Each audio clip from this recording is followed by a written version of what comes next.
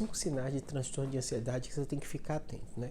Primeiro aspecto é que a ansiedade é muito comum, 10% da população brasileira tem, então é um dos problemas de saúde pública mais frequentes aqui no Brasil, né?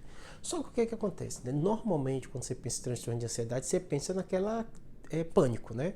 Que seria basicamente o paciente ter uma taquicardia, sente uma dor no peito, fica incomodado, vai na emergência. Esse é o caso clássico que normalmente esse paciente ele vai várias vezes na emergência, o médico não sabe o diagnóstico que tem, fica investigando até que chega o veredito de ter transtorno de ansiedade. Esse é o caso relativamente clássico, né? Só que tem 5 sinais que às vezes a pessoa não percebe que tem a ver com transtorno de ansiedade e às vezes ela não procura ajuda, né? O primeiro sinal é transtorno do sono. Há uma relação muito grande entre ansiedade e distúrbio do sono.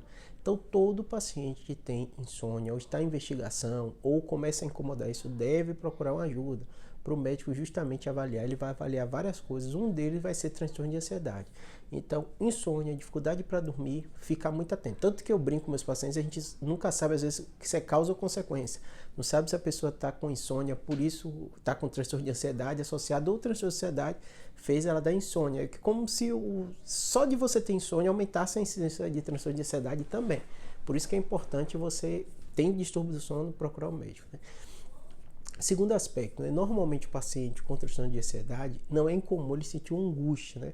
Muitas vezes esses incômodos eles pioram a qualidade de vida, faz o paciente não sair, faz o paciente evitar várias situações, ambientes sociais, tudo isso, e muitas vezes ele não identifica o que está acontecendo com ele. Então qualquer mudança comportamental, mudança nos seus hábitos de vida, devem ser procurado auxílio médico. Tanto transtorno de ansiedade pode dar isso, como transtorno depressivo. Então, fique muito atento a esses aspectos, né? Terceiro aspecto que também pouco paciente percebe, pode ser um sinal de transtorno de ansiedade, são transtornos alimentares. Tem pacientes que têm ganho de peso relacionado à ansiedade, né? A alimentação deixa de ser um momento que você tem prazer, de se sentir bem.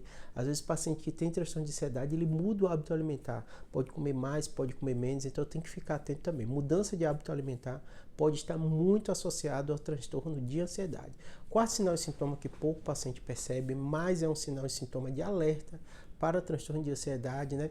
É mudança no desenvolvimento ou na produtividade, tanto no trabalho como na escola. Às vezes o paciente tem um transtorno de ansiedade, ou ele é estudante, ou ele está na faculdade, ou ele está trabalhando, ele percebe uma queda do rendimento dele e não consegue entender por quê.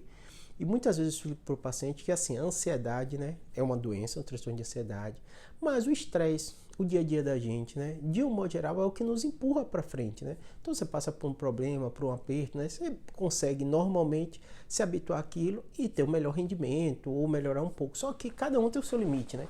E às vezes, nesse aspecto, né, que hoje a gente até dá uma nomenclatura quando é no ambiente laboral, né, do burnout, né? Às vezes o paciente passa desse limite e aquilo começa a prejudicar ele. E normalmente o resultado, o paciente nota uma piora. Então às vezes é um paciente que diz que está estudando mais tempo e não está tendo resultados bons. Às vezes são pacientes que falam tão no trabalho, dando mais tempo, tentando se esforçando o máximo, mas o resultado não está vindo, né?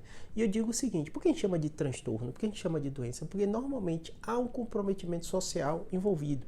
Então às vezes o que difere uma doença de um ambiente normal que você está ali tentando produzir mais, está passando por certa dificuldade, é esse comprometimento social que acontece. Esse comprometimento social pode ser desde do afetivo, do lazer, que às vezes fica comprometido, como eu falei lá atrás como sinal, como no laboral também. Então você está estudando, não está tendo rendimento, você está trabalhando, não está tendo rendimento adequado, pode ser um sinal que você tem que ficar atento.